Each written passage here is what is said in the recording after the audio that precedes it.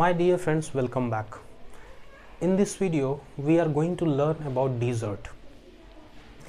But before we start this video, before we start learning this idea, let's understand what is desert.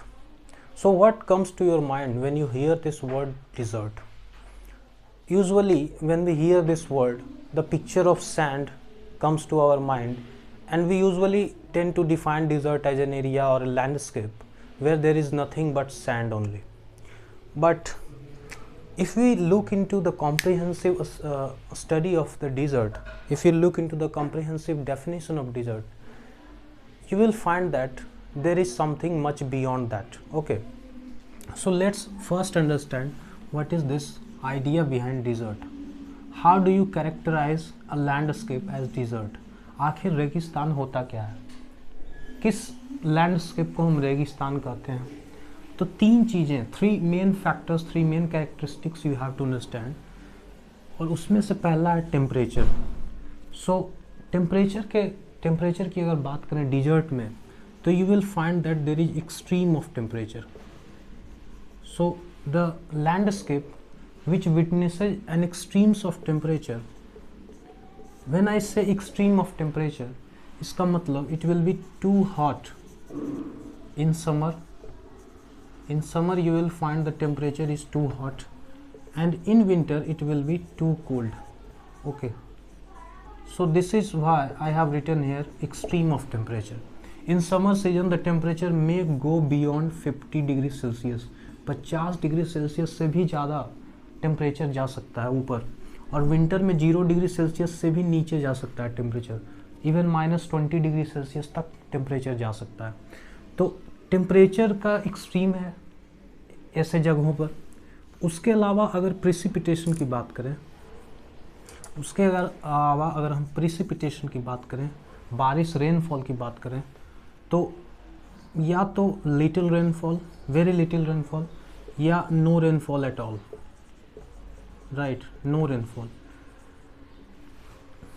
कुछ rainfall होगा या फिर बिल्कुल ही नहीं बारिश होगी. फॉर एग्जांपल, अगर आप एवरेज रेनफॉल देखेंगे डिज़र्ट का जो कैरेक्टरिस्टिक है, तो उसमें you will find that there is more less than 10 centimetre annual rainfall. मतलब पूरे साल भर में 10 सेंटीमीटर से भी कम बारिश होती है. अब वैसे तो हमें आइडिया नहीं लगेगा जब तक हम इसको कहीं से कंपैरिजन ना करें. यहाँ मैंने लिखा है less than 10 centimetre annual rainfall. अगर आप इसको कंपेयर करेंगे इंडिया से, in India we receive an average of 119 centimetre annual rainfall. Right, तो you can easily understand how less the amount of rainfall occurring here. 119 centimeter annual rainfall, and here you only receive less than 10 centimeter annual rainfall. तीसरा जो characteristic है अपना, वो है vegetation को लेकर. So you will find that little or no vegetation is present here. You will find that very little amount of or absolutely no vegetation is found here. Some vegetation, some plants, for example cactus, can be found here, और वो cactus has the capability to adapt itself to the harsh climate.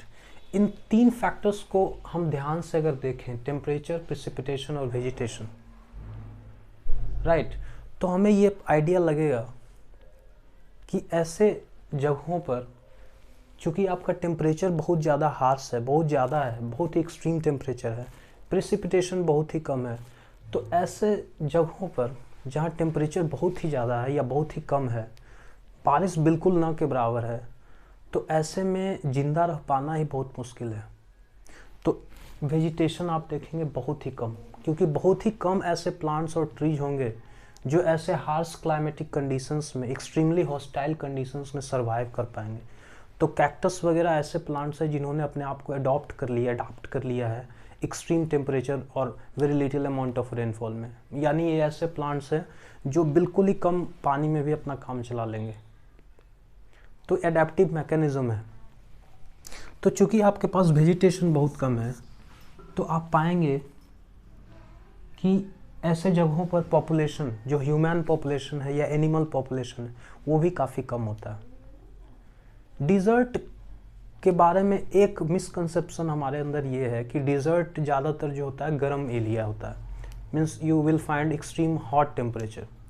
लेकिन धरती के ऊपर cold dessert भी है, ऐसे जगह जहाँ पर टेम्परेचर बिल्कुल ही कम होता है, जैसे इंडिया के अंदर ही हमारे यहाँ लद्दाख के अंदर कोल्ड डिज़र्ट है। तो डिज़र्ट बेसिकली दो भाग में डिज़र्ट को, दो तरह के डिज़र्ट हम जानते हैं दुनिया में, एक तो कोल्ड डिज़र्ट और दूसरा hot desert, right. Hot desert and cold desert, two types of desert we have around the world. In this video we are going to study about a very important desert on the world. It is in fact world's largest hot desert, and that is Sahara. So in this video we are going to study about Sahara desert, which is the world's largest hot desert. Okay, so in this video we are going to study about Sahara desert. इस video के अंदर सहारा dessert के ऊपर बात करेंगे, जो कि दुनिया का सबसे बड़ा world's largest hot desert, right. whenever you listen about some important, the name of an important place or a river or a desert, the first question that automatically comes to your mind is where is it located, where is it situated, ये आखिर है कहाँ। तो सहारा dessert की अगर location की बात करें तो सहारा डिज़र्ट जो है आपका अफ्रीका जो कॉन्टिनेंट है हमारा, उसमें नॉर्थ अफ्रीकन कॉन्टिनेंट में ये है। तो ये जो हमारा ब्लू लाइन है इस मैप के अंदर, ये नीचे वाला और ये ऊपर वाला ब्लू लाइन, उसके बीचों बीच पूरा ये सहारा डिज़र्ट का एरिया है। So this area is Sahara desert, right, the great Sahara desert. The great in the sense कि एरिया इसका काफ़ी ज़्यादा है। और आप देख पा रहे होंगे ये जो लाइन है ये ट्रॉपिक ऑफ कैंसर है, 23.5 degree north. Tropic of cancer इसके बीचों बीच गुजरता है, लगभग बीचों बीच, राइट। और आप जानते हैं अफ्रीका के बीचों बीच से इक्वेटर गुजरती है, फिर यहाँ से आपका ट्रॉपिक ऑफ कैप्रिकॉर्न गुजरती है। तो पहली बात तो ये कि इसका जो लोकेशन है वो है नॉर्थ अफ्रीका में, राइट। और चूंकि ये इतना बड़ा एरिया है तो वी हैव टू अंडरस्टैंड कि कौन सारे जो कंट्रीज़ हैं वो इसके अंदर आते हैं। तो आप देखेंगे इसका अगर coverage, if you will see its coverage, you will find that there are 11 countries which lie within this Sahara desert. यहाँ पर आपका एक कंट्री है मॉरिशनिया,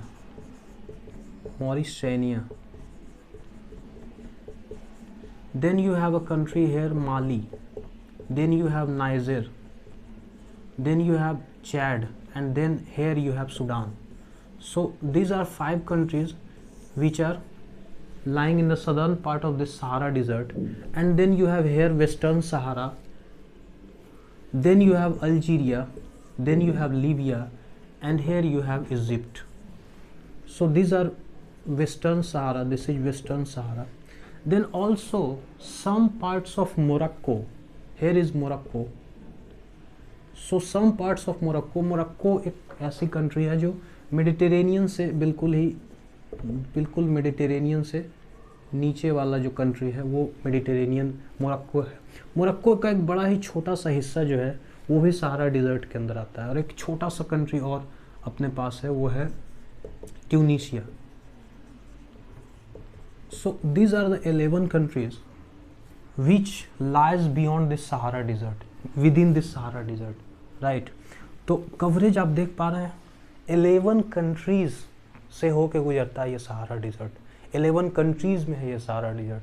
तो अगर आप एरिया वाइज बात करें इस बात को लेके, तो एरिया इसका है 9.2 million kilometre square, which is a huge area. 9.2 million kilometre square. जब हम किसी चीज़ को दूसरे के साथ कंपेयर करते हैं तब हमको उसका आइडिया लगता है कि आखिर ये कितना बड़ा है। इंडिया का अगर एरिया से आप कंपेयर करेंगे सहारा डिज़र्ट को, तो इंडिया का एरिया जो है वो 3.28 मिलियन किलोमीटर स्क्वायर है। तो अगर आप देख पा रहे हैं इंडिया का जो एरिया है उससे लगभग 3 टाइम्स है सहारा डिज़र्ट। लगभग 3 times. So you can imagine the extent of the spread of this Sahara Desert, right? Remember, India is the 7th largest country in the world in terms of area, and Sahara Desert is almost 3 times larger in area than the area covered by India. This is the extent of Sahara Desert. अब हम बात कर रहे हैं सहारा dessert की, जो एक hot dessert है, और आप जानते हैं कि हॉट डिज़र्ट के अंदर टेम्परेचर काफ़ी ज़्यादा होगा, एक्सट्रीम टेम्परेचर, प्रेसिपिटेशन बहुत ही कम होगी, even less than 10 centimetre of annual rainfall, vegetation काफ़ी कम होगा. लेकिन ये वेजिटेशन होगा कहाँ? अगर टेम्परेचर इतना ज़्यादा है तो कहाँ होगा ये वेजिटेशन? तो हमने एक कॉन्सेप्ट पढ़ा है ज्योग्राफी के अंदर जिसको बोलते हैं loess. Loess, what is loess? Loess is an area which has been deposited by a smaller soil particles by soil erosion. एक ऐसा एरिया जहाँ सॉइल इरोजन के कारण, आप जानते हैं डिज़र्ट एरिया में सॉइल इरोजन बहुत ही ज़्यादा होता है, तो स्मॉल सैंड जो सॉइल पार्टिकल्स होते हैं वो एक एरिया के ऊपर जाके डिपॉजिट हो जाते हैं.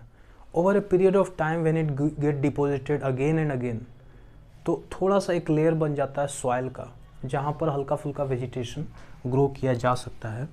तो लोएश आपको सहारा डिजर्ट के ऊपर बिल्कुल here and there it gets it is it is the presence of loess is there in Sahara desert, but it is spread very sporadically here and there. Okay, और यही Loesch है जो जहाँ पर कुछ लोग सर्वाइव कर पाते हैं.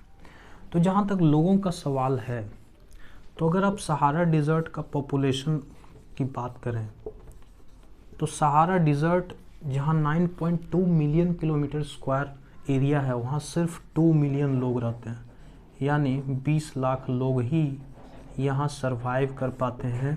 और ये जो 20 लाख लोग हैं, ये ज़्यादातर जो लोग हैं, maximum people are nomadic herders, they are nomad people, maximum people they are nomad.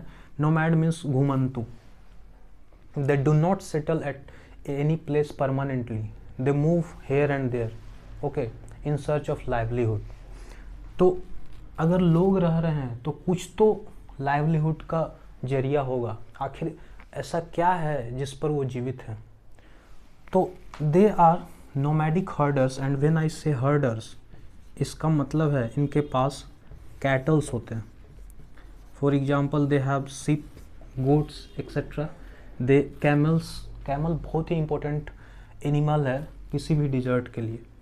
तो इनके पास कैटल्स होते हैं, और कैटल्स का जो प्रोडक्ट है उसको बेच के ये ग्रेन्स खरीदते हैं, क्लॉथ्स खरीदते हैं, and what ever they require they purchase by selling this animal products. Okay, so this is the basic source of livelihood for this people, the people living in the extreme harsh climatic conditions. Okay, तो ये अपना बात है सहारा dessert को लेके. कुछ बातें और भी कही जा सकती है सहारा डिज़र्ट को लेके, जैसे फॉर एग्ज़ाम्पल अगर मैं एक बात और बताऊं, अल अजीज़िया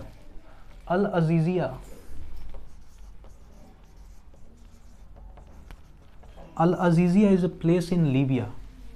लीबिया के अंदर एक जगह है अल अजीज़िया, जहाँ पर धरती का अब तक का सबसे मैक्सिमम टेम्परेचर रिकॉर्ड किया गया था, and that was 55 degree Celsius, even more than 55.5 or something. So 55 degree Celsius is the temperature which is the highest ever recorded on the earth. हालांकि a couple of years ago we have seen in a place called a place in Ethiopia where the temperature even more than 55 degree has been recorded, but in Sahara Desert, Al Azizia has recorded the maximum temperature on the earth. Okay, so I think this was the basic idea behind this Sahara Desert. Let me look if I am missing some point. So no, I am not missing any single point. I have covered everything what I was supposed to cover, right? So इस video के अंदर I will restrict my discussion up to here, In the next video, we will try to understand the cold desert of India, the life in the cold desert of India. In this video, you have learnt about life. What is first we looked into what is desert, what is three basic characteristics of a desert, the types of desert we have, and the life in the Sahara desert. How do people survive in the extreme type of temperature? Okay, so I will restrict in this video up to here. Till the next video, keep revising basic geographical terms. So it's a goodbye from my side. Thank you for watching this video. Do subscribe, like and share if you have liked it. Okay, thank you.